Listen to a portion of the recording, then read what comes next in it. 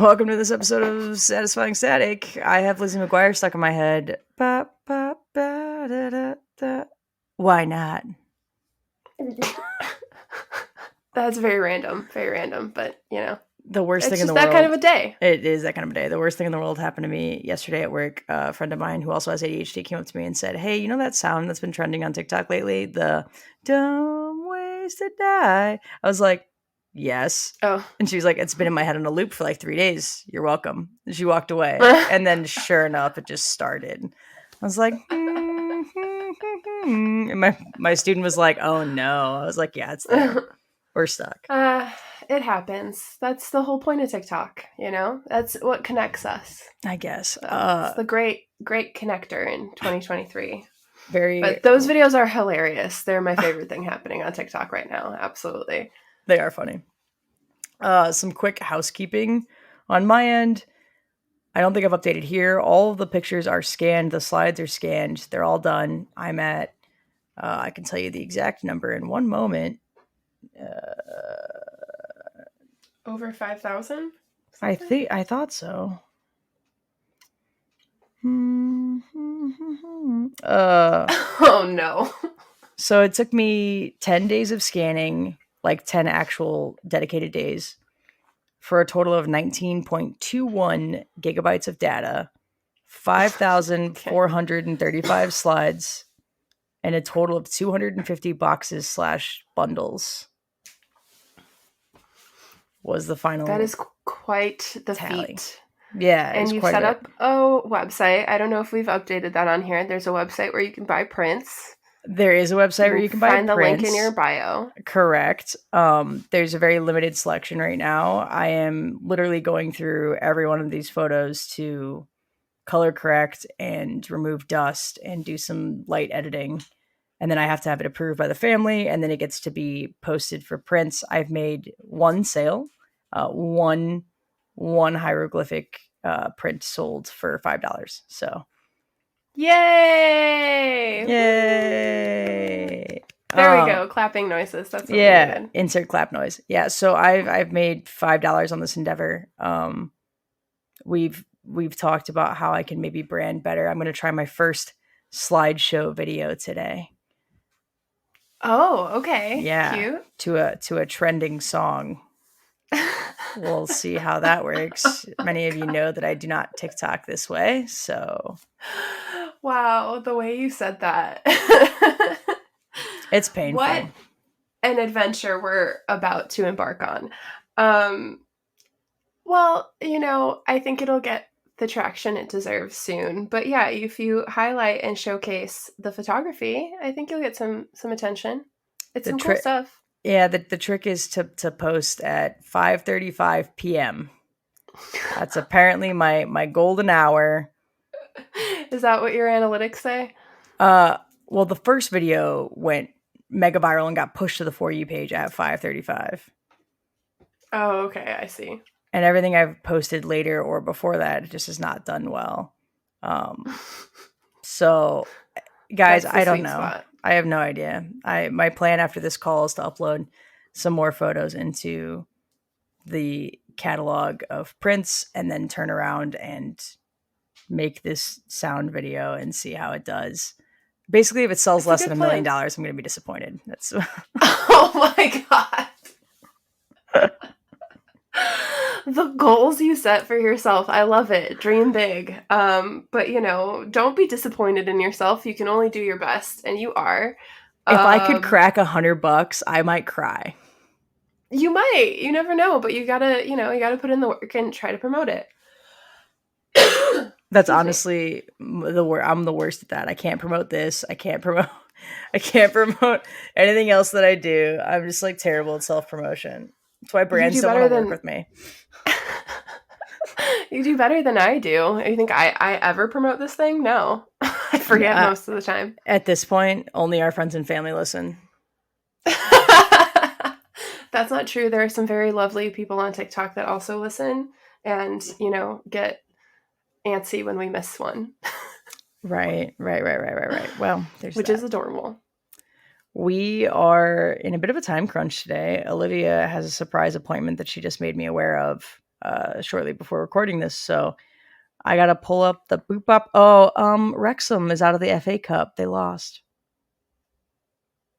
I don't know what that means, but Oh, looks like you're Wrexham, sad. the soccer team that I've decided to start following based on the Oh, that's right. yeah, Based on that Wrexham. TV show. Okay, yeah. I was like, that sounds familiar, but I'm why? literally Anyway. listening to two Welsh announcers on Tuesdays and Saturdays call us a football game that I'm never going to probably see in person, and I have all of this stock in this team that I just like know nothing of. It's ridiculous.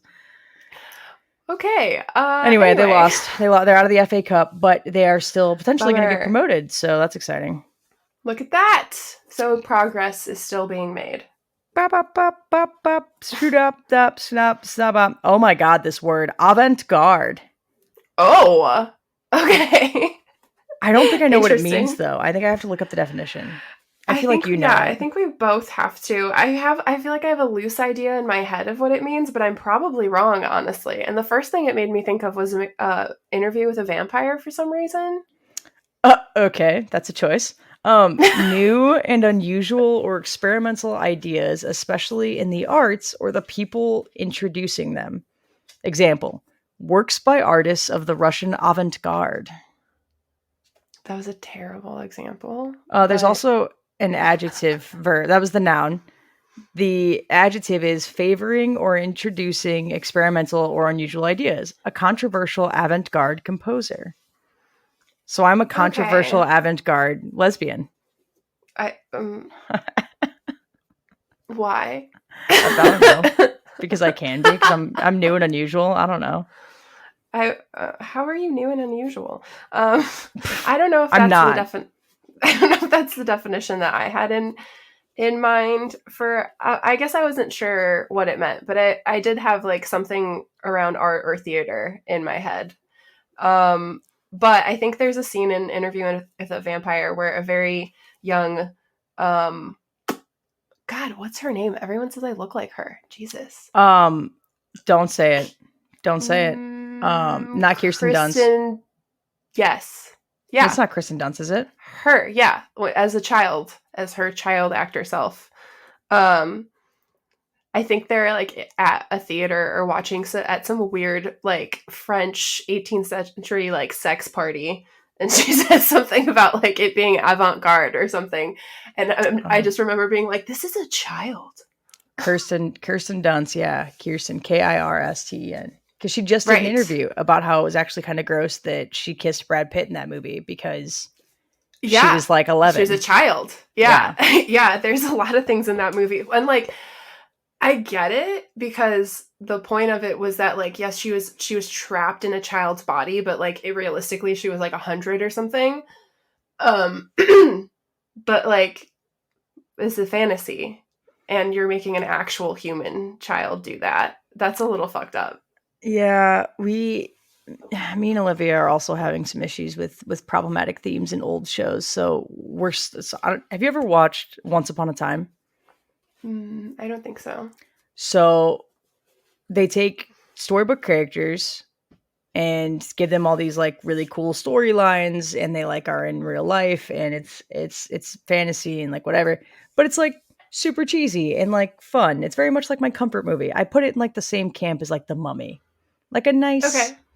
just cheesy enough but kind of fun, relatively lighthearted. There's some danger, you're a little invested but like not really, you know. Okay. Fair enough. And the evil queen in that show has like this thing where she steals hearts, and if she has your Mhm. heart she can force you to do things, right? She stole this guy's heart and then locked him in her bedchamber and like literally called him her pet and was making love to him often, and I'm like, this is R word. Yeah, definitely. Definitely. I'm like, if you switch the roles here, this is like a really Yeah. bad scene from Game of Thrones. Oh my god. This makes this a totally different show. um Yeah. Yeah. No, I feel that. I feel that. But I think so that's very an problematic. interesting. Yeah, definitely. I mean, I think that's fair for a lot of older shows, you know, like we're all I think waking up to a lot of things, but that theme specifically of like that double standard a little bit, Mm, I don't know that I'm a fan of it. Like the fact mm-mm. that in that situation, people are like, "Oh my god, he's so lucky. Like he gets to be her like sex slave or something." And if the role were reversed, it would be extremely problematic. Like why isn't it problematic that way too? Like women Yeah. can be predators too. Like I don't think that we should ignore or forget that. Yeah, there's definitely a swing in pop culture to acknowledge that a bit more, I think, which is great. But there's still some problematic themes going on, right? Like uh, this cougar mansion thing, this What's like that? cougars on the prowl or something. There's a show about cougars who are in a house together No. and they're literally just hunting young men. And it's No. like if this were men hunting young women, Right, it would be a problem. how, like, we wouldn't be okay with this. And I'm like, if this was a bunch of little Leonardo DiCaprios trying to find a bunch of 19-year-olds, Oh no no. one would feel good about this. Right. Right. But And because it's 55-year-old women being like, I want a 23-year-old boy, like, it's okay.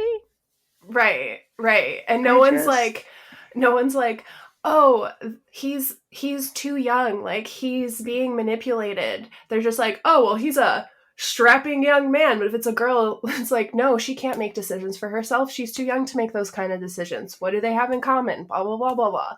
Like, what is the difference? I'm a firm believer we shouldn't be allowed to make any decisions regarding uh, going to war or other major decisions Yeah. before 25. I agree. Like when they're like, you can't rent a car until you're 25. I'm like, fair. I shouldn't be able to sign a contract or go to fucking war or get married or really honestly, any get a credit card. I shouldn't be able to do any of those things before Mhm. 25. Until your brain's fully developed.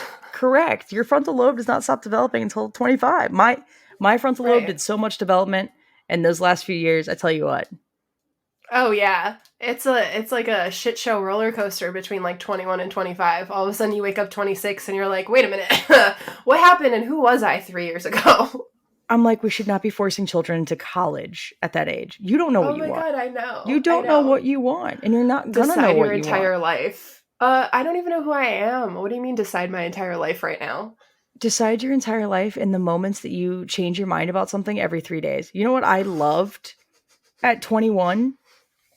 Monster energy Drinking. drinks. Do you know what I drink now? None of those. I can't even smell a monster without feeling nauseous. Right, right. Yeah. I No, didn't I like know. brushing my teeth a lot either. I do that a lot now. Like I just I love vegetables. that example. I love that example. No, Vegetables. I Who mean, liked them? No one. What do I eat now? we Vegetables. we change over time. I think that should also be more accepted. Like expecting me to be the same person that I was at 21 is absolutely ridiculous. I think that's what stresses me out when I go back to the Midwest. Is I was just texting a friend from PA school about this today. Actually, when I go back to the Midwest, I am reminded of this person that I was that I am just so far removed from now that Hmm. it just makes me feel gross. I just feel physically ill when I'm back there because I'm just reminded of like, yeah, being that age and being forced into making decisions that I had no right making. And Hmm. it just bums me out. It bums me out. It bums me out that we Yeah, force all these kids to make these decisions before they're really ready. yeah, I feel that. I definitely feel that. Same. But then also, like, think back to you being 21. Would you have ever let anybody older than you tell you, like, you're not, you should wait, like, you're not in a great place to make this decision yet? No, you were going to be like, fuck you. I know what I'm doing. I'm going to do what I want. Correct. Yeah, they all told me not to get married. I did it anyway. Look at me now. Right. Right, Yeah. exactly. So it's like it's the same shit, you know what I mean? It's like Yeah. we can there. you're not going to know until you experience it yourself. Like, this is part of life, is learning these things and then being able to look back and be like, oh, well, now I know better. I hope. God, yeah. I have no idea what any of this has to do with avant-garde, but It's being unique and different because we didn't stay in our hometowns. I don't know. well, that's what my buddy from PA school was texting me about. She's asking about like locums, like travel PA positions, because she was like, I would like to leave this tiny podunk town in Iowa that I've been stuck in for the Yeah. last ever. And I'm like, dude, yes, you should. Like, no regrets. I don't Yeah. look back on it. Like, I am very thankful I left that place. I mean, I hear you. And like, I didn't grow up in a small town. I grew up in a big ass city that people Yeah. like dream of moving to. And still, my friends are like, why the fuck do I live here? Like, I wish I could get out. I want to get out of here. And I think everybody should. Like, Yeah. it teaches you a lot, moving away, and just like even for a little while, like it's a little bit of a culture shock, like getting outside of your hometown, whether it's a big city or not. Like, Yeah. I moved from a big city to a big city. And Yeah. still, I was like, what the fuck is this place? People are so different here. Everything's weird. I had to relearn so many things. But, like, you know, it makes you a different person and it changes you a little bit and it helps you see, like you were saying, when you go back home, like you're kind of bummed out because it reminds you of the person like you used to be. But like, I feel that, but I also feel like, wow, I haven't been here in 8 months and literally nothing's changed. Yeah. Like, you guys are still doing the same thing, going to the same bars, like doing the same thing day in and day out. Like, the city looks the same, nothing's really different. And it's like, oh, I could have just pressed pause on life here and jump back in at any time. And like, to me, that's the depressing part. And Yeah. like, it's not until you move away that you see that. Like, people get so scared of like leaving and missing out on stuff. And it's like, you're going to miss out on some things, but honestly, you're not missing that much. Yeah, I think that's a really good point. When I go back, it certainly feels like that, right? It feels like I could go to sleep and wake up and my life was what it was 3 years ago, Totally. Yep. because nothing around here has changed. There's no, Yep. like, I go to the gas station, it's the same dude that's been there. Mm-hmm. Like, and his comment is, "Oh, I haven't seen you in a while." Yeah, dude, I moved away. Like, I don't live here. Right. And yeah, all the people are doing the same thing, right? Like, you see the same people from high school posting the same pictures with the same other people from high school doing the same things. And you're like, dude, Right. none of you have Right. done anything. Like, literally, people that I used to hang out with will still go to the same bars we were going to when we were in Mm-hmm. our 20s. Like, I'm almost 35.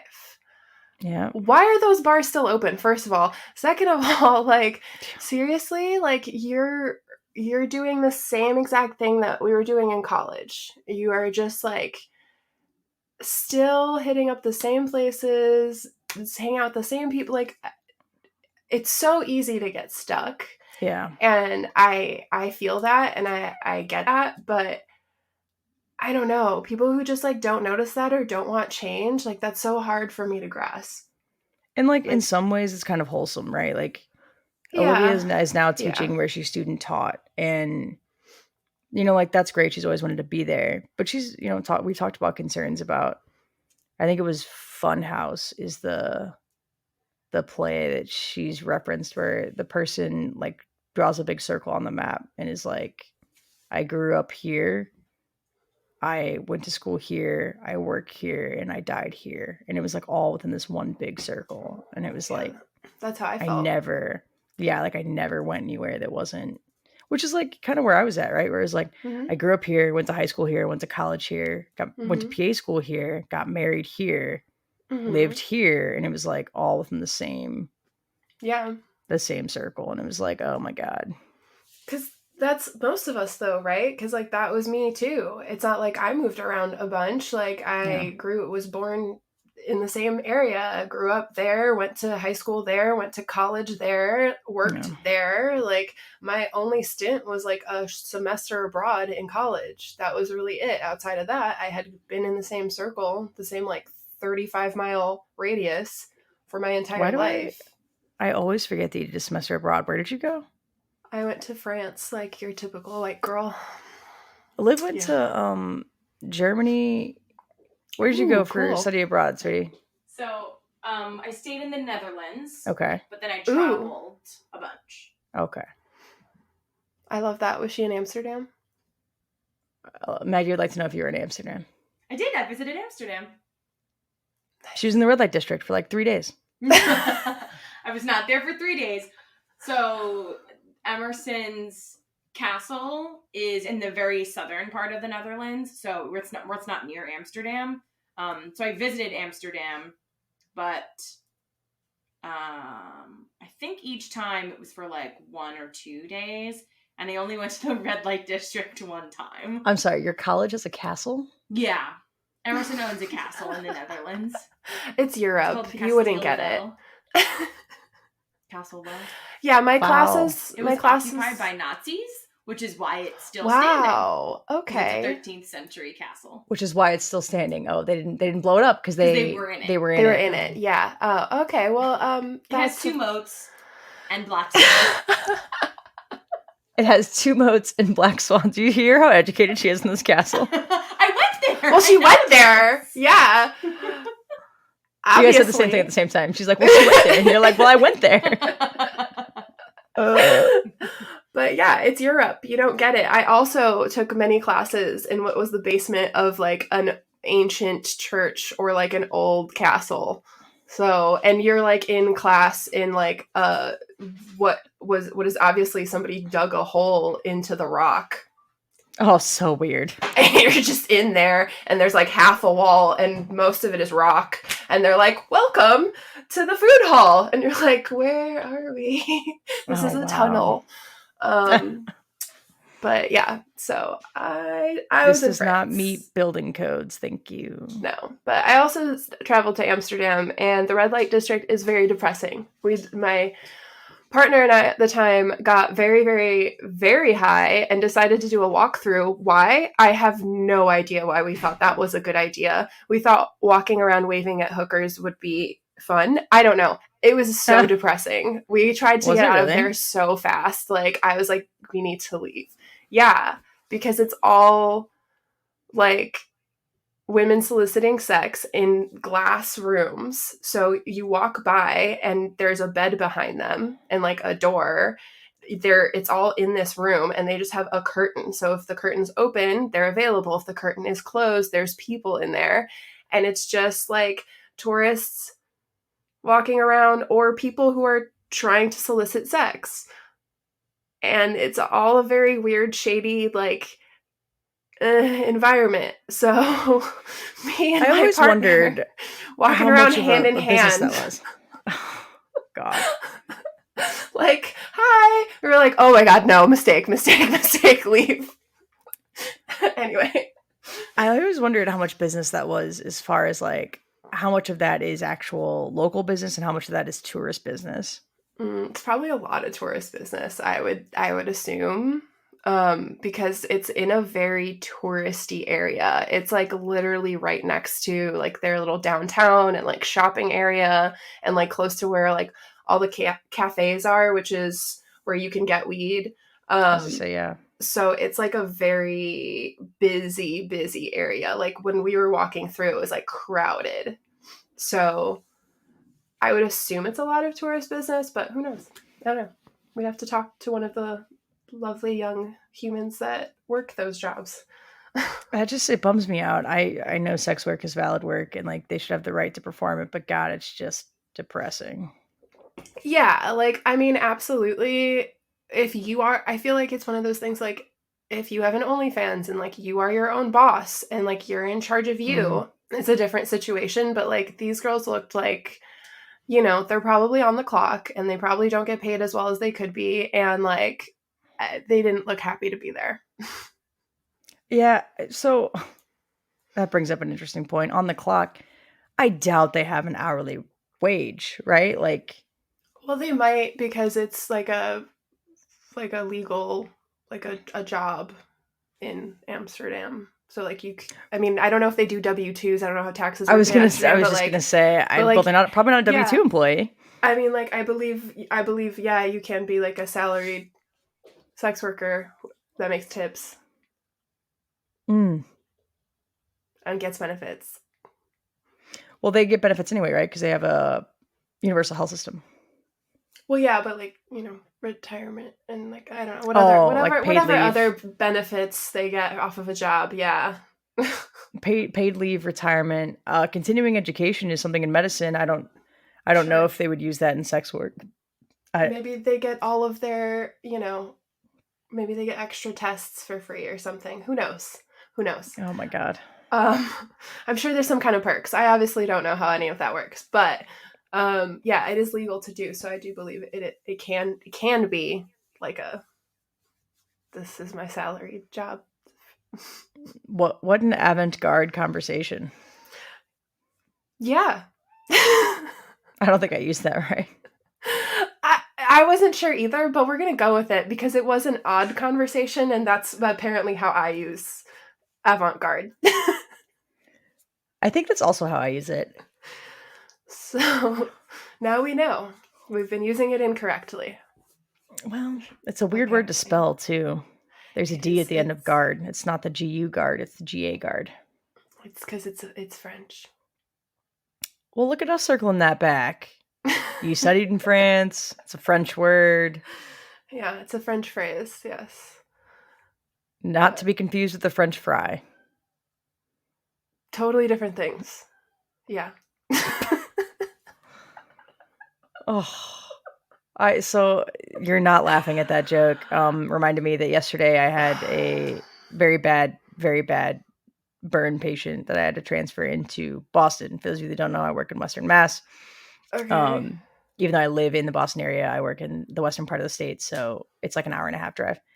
And I had to transfer this human being in, and I was talking to the transfer lady, and she's like, "So that's Kristine, insert last name, doctor." I was like, "Oh no, I'm not dumb. I'm a PA." Like, made a joke about like being a doctor is dumb. It was sarcasm. Clearly, being a doctor isn't dumb. It was just supposed to make her laugh, and she was just silent. And I was like, but like everybody around me, including the two doctors next to me, like laughed. Like they thought, like they clearly got that I was being sarcastic, and it was like funny. And she was just silent. And I was like, "Oh, you didn't? Oh, it was." I said, and then I literally said, "Oops, it was a joke. You can laugh." And she was like, "Ah." I'm like, "Oh my fucking God." You probably seemed like such a dick. I know. And I was like, no, I'm genuinely kidding. And it was because I was just talking to my student about how like I didn't choose med school because I didn't want to do like the time commitment. And honestly, like the increase in salary wasn't worth the increased liability and like everything else. Like it wasn't for me. And so I just talked about that. So then on the phone, I was like, no, I'm not dumb. I'm PA. So everyone else around me that saw the rest of the context thought it was hilarious. This woman was like, I don't know what your beef with doctors is, but okay. Like, well, your jokes aren't going to land with everybody. That's okay. It's all right. That's probably the saddest fact of life. Not everyone's going to think I'm funny. The world will go on. I love that you started that story with the fact that it was a severely burned patient and that the story had nothing to do with that. Well, no, I was just trying to explain why I have to transfer this patient out, right? So, like, there's not many super critical patients that can't be handled in Western Mass, but every state only has very specific burn units, and rightfully so, Massachusetts burn units are in Boston. Yeah, as an outsider, that was unnecessary information. Oh, okay. All right. Good to know. Okay. Because now I'm like, what happened to the burn? Are we coming back to the burn pit? Was that part of the story? Like, oh, fascinating. Yeah, it's in my mind when somebody who's in medicine is like, I'm transferring a critical patient to X, Y, or Z place. My first thought is, I wonder what specialty. I wonder why. Like, those are my first thoughts because there's not a ton of transfers you have to do. And then I'm like, ICU availability? Why do you need to transfer this person? Well, but the story was you talking to someone on the phone. You could have taken the whole transfer piece out of it. You're right. I could have just been like, I was talking on the phone and said this. Yeah, that's I do that a lot. I'm like still zoned in on this like burn patient and we got to the transfer part and then I was like, did they get transferred? Are they okay? Like, what happened? Yes, so they got transferred. They're at the burn center in Boston. From my understanding, they're doing fine. I had to do a huge debridement. Yay! Yeah. What's sad is I can talk about this because in the last few weeks, I've had multiple burn patients that I've had to transfer out. It's been burn heavy lately. So Whoa. no Weird. risk of identifying anybody because I've had a lot. Okay, weird that there's an increase of that, but glad they're apparently doing okay. All freak accidents, all just like super freak weird accidents that have caused accidental burns. Damn. Yeah, it's been pretty awful. Well, on that note, yeah, that's it. That's all she wrote, folks. Avant-garde. Yeah, I was trying to figure out a way to loop it back in, and I'm still thinking of it as meaning odd, which is incorrect. So anyway, I hope that... Yeah, I'm not even going to try. Anyway, until next time. I want to say it the incorrect way, so avant-garde is that way. Okay. Well, that's it. That's it. Oh, you didn't have any housekeeping? Job hunt? Okay. I landed a little bit of freelance work, so woo. Right. We're super excited about that. But I'm still looking. We're gonna see how that works out. But hey, it gets me up to like 15 hours of work a week, so that's better than 4. I'm also trying to hire Maggie. She hasn't looked at it to see if she can help me or not, but maybe one day. Your website. I forgot about that. I will look at that. Anyway, but she also has an RSVP for my wedding, but we're going to talk about that. Which, again, you obviously know I'm coming. Just RSVP for me. But other than that, no, I'm just, now that I have a little bit of work secured, I'm back on the apartment hunt. So I'm going to try to move out in the next month. And still kind of looking for a roommate, but I honestly just don't think that's going to work out for me. So wish me luck. And you're going to talk to your neighbor about taking the cat. Oh, Murray. Okay, well, I haven't brought it up yet, but I may talk to the neighbors about kidnapping Murray. But I'm just nervous that, if I move and take Murray, he's very much an outdoor cat, and I'm just nervous if I take him with, he'll try to go home. And get lost. Yeah, and I don't want that to... I mean, I'd have a collar on him like he wears now and everything, but, still, I don't know. That makes me nervous. So I feel like if...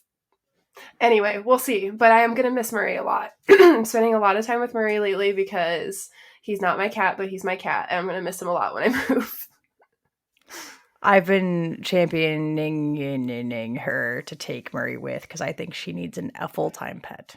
Well, and they did talk about getting rid of him because he is a lot. He has a lot of attitude. Right. And they already have a dog and a baby. And a new baby, and he's kind of a grump, but because he's in his old age, and I think he is a grump. I think if you took him to a new place and maybe just got him a mini catio, like the ones that attach to the window, he could still feel the breeze, but he'd be safe inside the house.